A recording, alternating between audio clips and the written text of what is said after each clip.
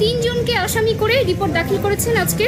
এখানে 1 নম্বর আসামি তামিমা সুলতানা, ওনার বিরুদ্ধে জালিয়াতি, স্বামী বর্তমান অবস্থায় আরেকটি বিবাহ, ব্যভিচার এবং রাকিবের ব্যাপারে মানহানির অপরাধটা তদন্ত রিপোর্টে প্রমাণিত হয়েছে।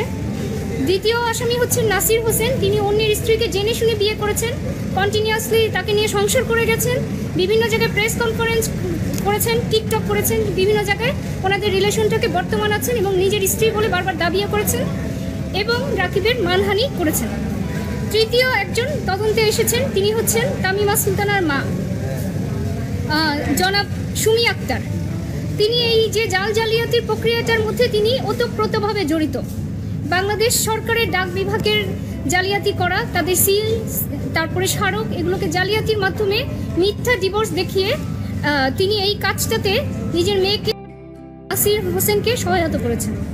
তাই আজ তদন্ত রিপোর্ট কোর্টে দাখিল হয়েছে। এই বিষয়ে আমরা শুনানি করেছি, শুনানি শেষ এবং আমরা একটি দরখাস্ত দিয়েছি, যেহেতু তাদের বিরুদ্ধে প্রমাণিত হয়েছে সকল অপরাধ, উপরন্ত জালিয়াতির অপরাধও এসেছে আদালতের সামনে, তাই যেন ওয়ারেন্ট ইস্যু করা হয় এবং 3 জনের বিরুদ্ধে ওয়ারেন্ট ইস্যুর আমরা একটি আবেদন জানিয়েছি। বিজ্ঞ আদালত এটা আদেশের জন্য এখন পেন্ডিং রেখেছেন।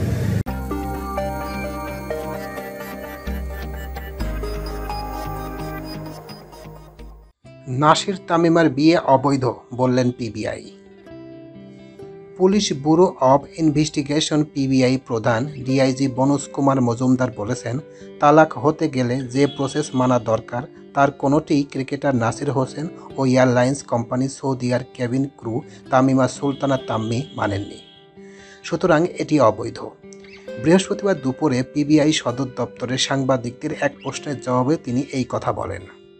তিনি বলেন, একসময় তামিমা রাকিব হাসানের স্ত্রী ছিলেন, কিন্তু নাসির তামিমাকে আবারও বিয়ে করেছেন।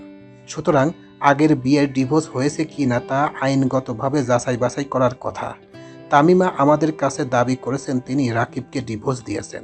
এখন প্রশ্ন আসতে পারে, রাকিব কেন মামলা করলেন? পিবিআই প্রধান বলেন, তালাকপ্রাপ্ত হয়েছেন কিন্তু তালাক হয়নি এই বিষয়টি তদন্ত করতে গিয়ে আমরা দেখলাম তালাক হতে গেলে 3টি শর্ত লাগে। প্রথমত, সংশ্লিষ্ট কাজীকে উপস্থাপন করা, দ্বিতীয়ত, যিনি তালাকপ্রাপ্ত হবেন অথবা যাকে তালাক দেওয়া হবে তার বাসায় একটি নোটিশ পাঠানো, এবং তৃতীয়ত, যিনি তালাকপ্রাপ্ত হবেন তার স্থায়ী ঠিকানা ইউনিয়ন পরিষদ চেয়ারম্যানের মাধ্যমে একটি নোটিশ পাঠাতে হবে। বনোজ কুমার মজুমদার বলেন, প্রথমটি হলেও দ্বিতীয়টিতে দাবি করা হয়েছে নোটিশ রাকিব হাসানের বাসায় পাঠানো হয়েছে, কিন্তু যে তারিখের চিঠিটি রাকিব হাসানের বাসায় প্রসেস করা হয়েছে সেই সময় ওই বাসায় তিনি থাকতেন না। অর্থাৎ চিঠি প্রসেস 6 মাসের আগে রাকিব অন্য বাসায় ছিলেন। যেই তারিখে চিঠি দেখানো হয়েছে সেই সময় ঠিকানাটি ভুল ছিল, অর্থাৎ সেই ঠিকানায় রাকিব থাকতেন না ওই বাসায়। এই প্রসেসটি মানা হয়নি এবং তারা সঠিক কথা বলছেন না। নাসির ও তামিমা ডাকযোগে রেজিস্ট্রেশনের মাধ্যমে ইউনিয়ন পরিষদ চেয়ারম্যানের কাছে যে চিঠিটি দেখিয়েছেন তাও সঠিক দেখায়নি বলে জানান পিবিআই প্রধান। কারণ ইউনিয়ন পরিষদ চেয়ারম্যান বলেছেন তিনি এমন কোনো চোর চিঠি পাননি। পিবিআই প্রধান আরও বলেন, তামিমা যে পাসপোর্ট ব্যবহার করেন তাতে তালাক দেখানো হয়েছে 2016 সালে, কিন্তু 2018 সালে পাসপোর্ট রিনিউ সময় স্বামীর নাম রাকিব হাসান দেওয়া হয়। আমরা বলতে পারি বিয়ে চলমান অবস্থায় তালাক দেখানো হয়েছে। নাসিরের উচিত ছিল তামিমা যে তালাকনামাটি দেখিয়েছেন তার সঠিক কিনা তা যাচাই বাছাই করা। তালাকনামাটি জালিয়াতির মাধ্যমে হয়েছে এবং এই জালিয়াতি তামিমার মা সুমি আক্তার সহযোগিতা করেছেন বলে উল্লেখ করেন বনোজ কুমার মজুমদার।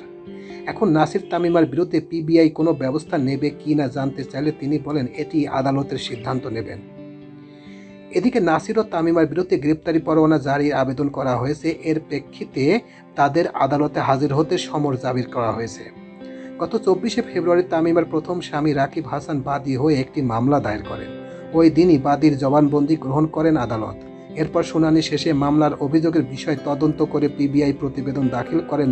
মামলার অভিযোগে বলা হয় 2011 সালের 26শে ফেব্রুয়ারি তামিমা ও রাকিবের বিয়ে হয়। তাদের 8 বছরের একটি মেয়েও রয়েছে। তামিমা পেশায় একজন কেবিন ক্রু।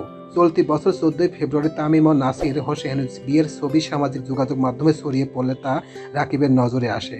পরে পত্রপত্রিকা তিনি ঘটনা বিষয়ে বিস্তারিত জানতে পারেন। মামলার এজাহারে উল্লেখ করা হয়, রাকিবের সঙ্গে বৈবাহিক সম্পর্ক থাকা অবস্থায় নাসিরকে বিয়ে করেছেন তামিমা, যা ধর্মীয় রাষ্ট্রীয় আইন অনুযায়ী সম্পূর্ণ অবৈধ। তামিমাকে প্রলুব্ধ করে নাসির নিজের কাছে নিয়ে গেছেন। তামিমা ও নাসিরের এমন অনৈতিক অবৈধ সম্পর্কের কারণে রাকিব ও তার 8 বছরের বয়সী শিশুকন্যা মানসিকভাবে বিপর্যস্ত হয়েছেন। আসামিকে এই ধরনের কার্যকলাপে রাকিবের চরম মানহানি হয়েছে, যা তার জন্য অপূরণীয় ক্ষতি। এবার বাংলাদেশের আইন সম্পর্কে কিছু কথা আমি বলবো। বাংলাদেশের আইন এমনভাবে সাজানো হয়েছে যে বাংলাদেশের নারীরা অন্যায় করলেও তারা পার পেয়ে যাচ্ছে। বাংলাদেশে ম্যাক্সিমাম নারীরাই বর্তমান অন্যায় করছে, তারপরও ছেলেদের গায়ে দোষ পড়ছে। নারীরা অনেক ধরনের অন্যায় অবিচার করার পরও যখন মামলা করেন তখন রায় হয় নারীর পক্ষে, ছেলের পক্ষে হয় না। কেন হয় না? কারণ বাংলাদেশের আইন তাদেরকে সুযোগ করে দিয়েছে, বাংলাদেশের আইন তাদেরকে প্রশ্রয় দিচ্ছে। এই জন্য এই প্রবলেমগুলো সৃষ্টি হচ্ছে। দেখেন, পেপার পত্রিকা খুললেই দেখা যায় যে প্রায় 95% ছেলেরাই এই নারী দ্বারা প্রতারিত হচ্ছেন, এই নারীরা ছেলেদেরকে ক্ষতি করছেন। তো আমি বাংলাদেশের আইনকে নতুন করে সাজানোর দৃষ্টি আকর্ষণ করছি। আমি একটি ছোট্ট মানুষ, আমি জানি আমার কথা অত দূর যাবে না, তবুও আমি মনে করি আমার এই ভিডিওটি বেশি বেশি শেয়ার করে এটা যেন উপর মহল পর্যন্ত যায়।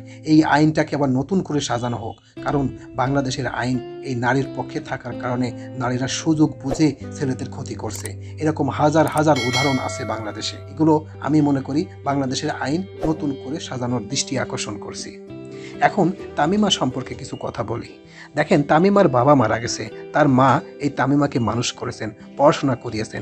এই তামিমার প্রথম বিয়ে হয় রাকিবের সাথে, তারপর প্রায় 11 বছর সংসার করার পর তার একটি মেয়ে আছে। তারপরে মাঝে একটা ছেলের সাথে বিয়ে হয়েছিল, বিয়ে হয়ে 6 মাস তার সাথে সংসার করার পরে আবার তার রাকিবের ঘরে চলে আসে। আসার পরে আবার দেখেন নাসিরের সাথে সম্পর্ক করে আবার বিয়ে করছে। এই নারী যে দুশ্চরিত্রা, এই নারী যে খারাপ, তার প্রমাণ এটা। কারণ আবার কয়েকদিন পরে দেখবেন নাসিরের সাথেও খারাপ কাজ করে আবার আরেকজনের কাছে চলে যাবে। কারণ একটা কথা বলি, পরিশেষে মানুষকে ক্ষতি করে, মানুষকে কষ্ট দিয়ে কেউ সুখী হতে পারে না। দেখেন তো দেখি একটা নারী, দেখেন তো দেখি মানুষকে ক্ষতি করে, মানুষকে প্রতারিত করে কেউ সুখী হতে পারছে কিনা। একটা উদাহরণ যদি আপনারা দিতে পারেন তাহলে আমি বলবো। কারণ সাময়িক শান্তি পেতে পারেন, যৌবিক চাহিদা আপনার মিটতে পারে। কারণ যে নারী একটা ছেলের সাথে থেকে তার যৌবিক চাহিদা পূরণ করতে পারে না, সে 1000টা ছেলের কাছে গেলেও তার একই সমস্যা হবে। যে এক কথা, লবণ যেমন একটু বেশি দিলে টেস্ট ভালো, আর একটু এরকম সে লবণের মতো টেস্ট করতে করতে থাকে এইসব নারী। এইসব নারীদের শেষ পরিণতি করুণ, ভয়ানক এবং করুণ খারাপ হয়।